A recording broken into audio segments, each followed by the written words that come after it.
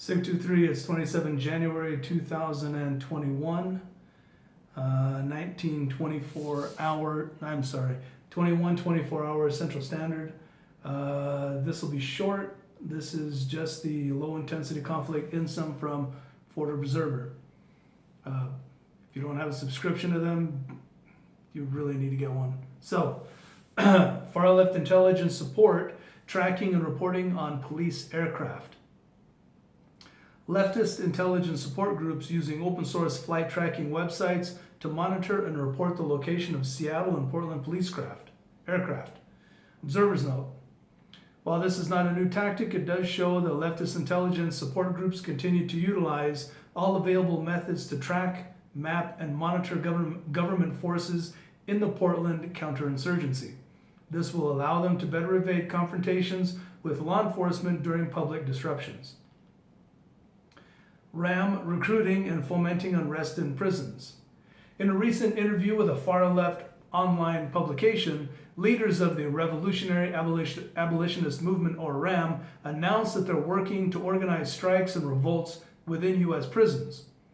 Their efforts consist of flooding penitentiaries with propaganda to recruit revolutionaries, connect them to revolutionary groups on the outside via letter-writing programs, instigate significant prison riots, and ultimately lead to prison abolition. In the next 5 years, they hope to have liberated enough prisoners to build revolutionary forces, in quotations, to establish autonomous zones. They also encouraged readers to organize new RAM chapters, flood prisons with zines, and conduct quote-unquote fight training. Observers note, the far left often seeks to build popular support with convict and incarcerated populations. Convict populations can more easily be recruited by insurgencies due to the lack of opportunity, as well as heightened animosity against the state. Anti-fascists distribute recruitment propaganda and black bloc guides. Anti-fascists released how-to guides and propaganda posters on black bloc tactics. The guide gives recommendations on clothing, protective equipment, setting up legal aid contacts, and security best practices. The posters also provide tactical guidance, including moving in numbers, keeping groups tight, staging gear ahead of time, and having an exit strategy established before direct action.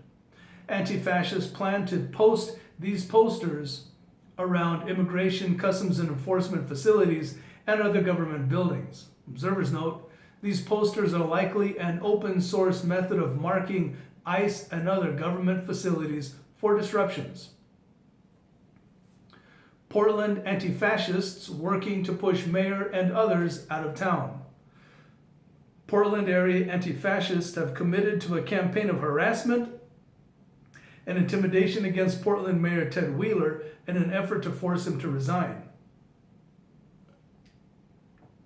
Activists claim Wheeler is directing the Portland Police Bureau to support federal ICE agents to oppress them.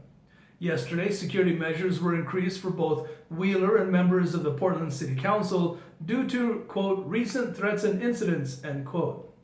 Observers note, anti-fascists in Portland have already pushed journalist Andy Ngo out of the area through harassment and intimidation. According to Ngo, he is now reporting from the UK as a result of a significant rise in threats against his family. Last year, anti-fascists forced Wheeler out of his downtown abode and assaulted him at a local restaurant earlier this month. Emboldened by ongoing riots and assaults, far-left groups in Portland could escalate violent attacks on public figures this year. So, for upcoming events, 30 January, Justice for Juan Hummel Jr. in Bothell, Washington.